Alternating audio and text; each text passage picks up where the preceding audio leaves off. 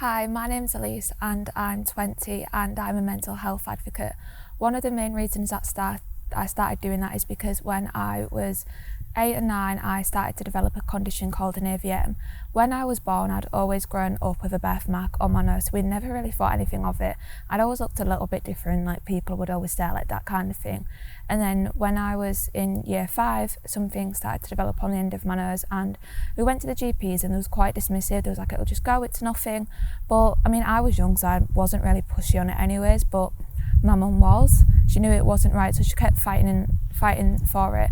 And then eventually, where I lived at the time, they referred us to the plastics and ENT department there. And then it was there where we was really fortunate in the position that we was in, is my first surgeon had seen the condition before and he knew what it is, so I was sent for scans and then that's where they saw it. The thing with an AVM is it's quite a rare condition. It affects less than 1 to 2% of the population in the world, so it was quite trial and error. There wasn't a lot of information for us about it, certainly not at the time. There's definitely a lot more now, but there wasn't then. And then it was quite a long process. Like that was when I was in year 5 and it didn't stop till I was in year 10. So I had around 16 operations altogether and probably well over 50 hospital visits. In the end, I ended up in Birmingham in the Children's Hospital. As time went on, when I was around, I want to say I was in year 8, so I was about 11, 12 at the time, I had to have my nose completely removed, which I was like that for a year. Which I'm very, very fortunate that I had a bandage that just made it look like I'd broken my nose. No one really knew anything. And then at the end of when I was in year 8, so I was coming up to my 12th birthday, I had to shave my hair, which I'd never been upset in my operations. I'd never panicked, never got upset. Like I dealt with it quite well at the time, and that was the worst thing to me because at that age, you care a lot about how you look.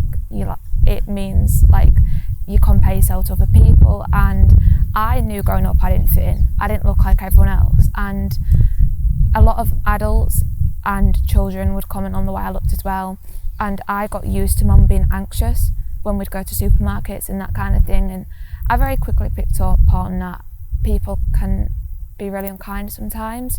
And then I spent nearly a year with no nose, which was, again, it's quite difficult because like you know what's underneath, and I was at school and it's a lot to deal with. And then eventually that got rebuilt and like that was over quite a few surgeries, and then I spent 3 months off school, which again is a lot because you've got all your friends at school and I couldn't go outside. I could only go to my granddad's house and my nan's house. I couldn't go to the shops because of the way that I looked, and I had to regrow my nose on my forehead, which again, it's psychologically a lot that I didn't realise.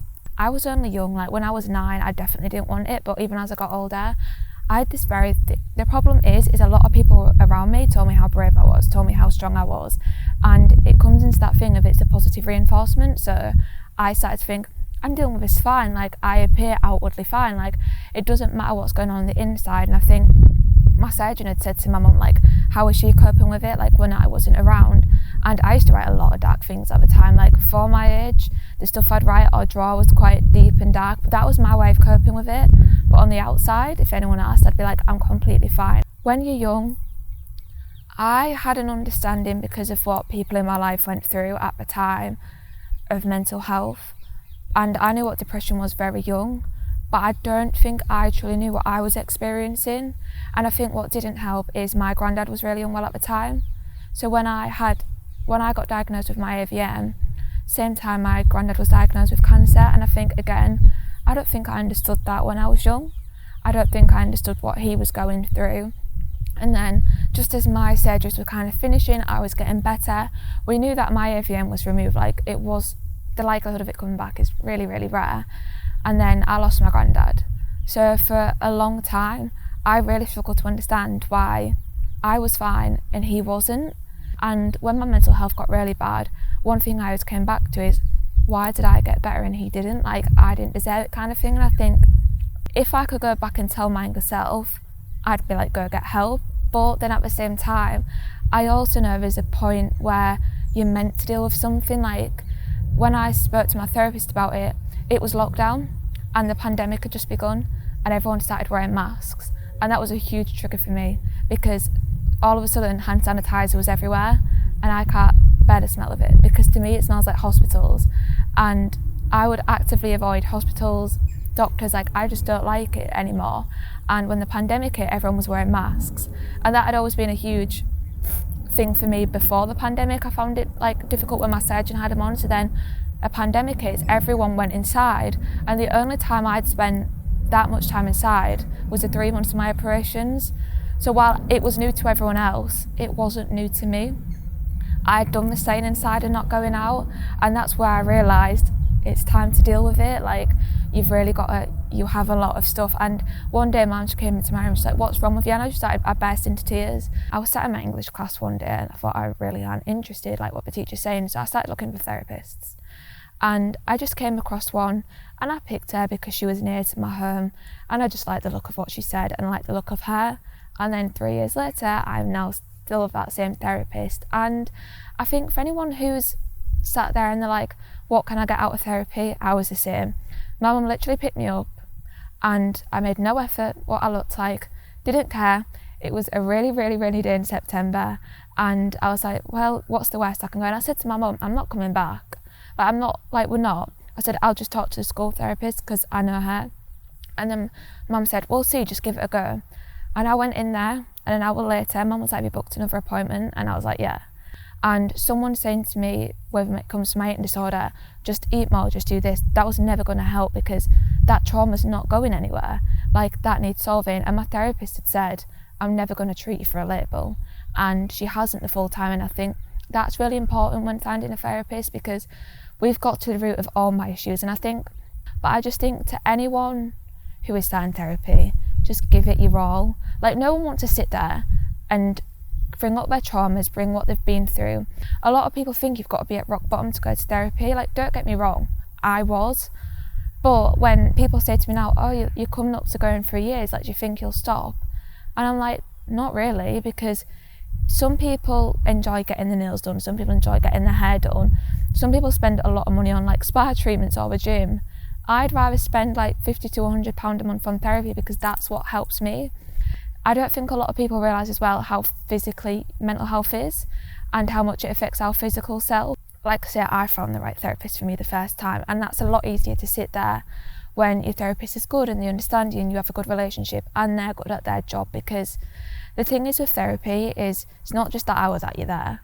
Like, my therapist would sometimes give me homework. Like, I know a lot of therapists who do that, or I'd have to go and work on something, or like, especially with my anxiety, it wasn't go to therapy, I don't like talking to people, I can't order for myself, I literally can't do anything unless someone's by my side. I had to challenge myself constantly. And I think therapy, yes, it's the hour that you're in there, but it's also the 23 hours that you're not on, the 7 days a week. And I think the thing is, if you're going to go to therapy, and I think the difficult thing is when it comes to mental health or mental illnesses is that this massive idea that you've got to hit rock bottom or you've got to be the worst there is. But the problem is my worst isn't going to be someone else's worst. And so did starting my Instagram, because when I started my Instagram, I found my voice and I started speaking a whole lot more of my truth.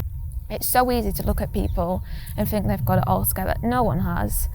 For people who are in NHS services, I'd just say speak to the team, try it, push it, because someone will listen eventually. I advise to everyone to go on the counselling directory.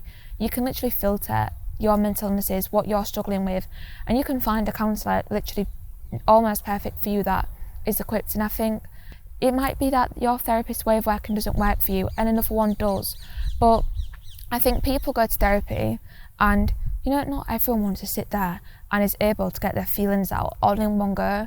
Find your form. If you can draw and art's your thing, go bring your therapist a piece of drawing. Like, if you can write or you do poetry or whatever medium works for you, bring that to them. I think at the end of the day, you might not find the right therapist. Go find another one until you do, because it's so worth it long term. And I think for the start of healing, find what works for you, because there's a lot of pressure to be recovered, but life's not simple. Like, for me, for example, I'm only 20. Like, there's going to be challenges along the way. Like, I can't sit here and say that I'm never going to be depressed or anxious again, because all being well, I could have another 70 years left. Like, and I can't guarantee I'm going to be recovered for life.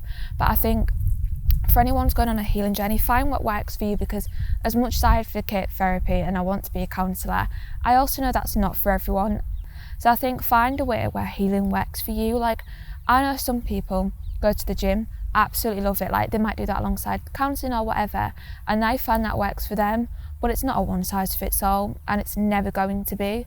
And I think don't let someone else dictate your journey as well. Even those around you, like, you know what, you're going to make mistakes in your healing journey, and I'd argue, is there a mistake? Like, are you really? Like, it's all one big long path, and I think don't expect there to be an end. When you're healing, it's so easy to thank everyone else around you. Like, I'd always be like, I don't know what I'd do without my tutor at college, because if it wasn't for her, I don't know where I'd be now. And that is the honest truth, because her forcing me to go to the doctors is the best thing that could have ever have happened. But I think, and when I look at it, like, I thank my mum all the time, I thank my two friends who are around me all the time, but then I forget to thank me. And I think that is the most important thing in your healing. Yes, there's so many people who are going to support you. There's going to be a team of people in whatever way, but you did that. Like, when I think about it, I went to counselling with no real plans to be even around in the next 6 months. I never planned to finish my A-levels, and I was so thankful for my teachers. But at the end of the day, I sat those exams. I got myself through it. I'm the one who ended up with the grades that I wanted. And I think if you're going to heal, just appreciate yourself and be so thankful for yourself, because I think even when I write on Instagram, it's always about like how great everyone else is and how great other people that I see are. But then I think, what about you? Like, what about how far I've got myself? Because at the end of the day, when you're healing, it's you who has to drag all that up. In however form it is, whatever you've been through, you've got to do all that difficultness. So take a moment in your healing journey, and I'd say regularly, to be like, do you know what, you did that. Like, you got yourself through it, even when you thought you couldn't. Because like, I sit and say to myself, oh, where would I be without my counsellor or anyone else? But I think, where would I be without me? Because it was my 9-year-old self who kept going. It was my 13-year-old self. And I didn't think my 16 to 17-year-old self would ever keep going. But I'm sat here now. So I think the most important part of healing is to believe in yourself. And when you're in that place where you're a lot better, be thankful to yourself, because it takes a lot to heal, but it takes an even bigger amount to acknowledge how great you are. My name is Elise, and this is my truth.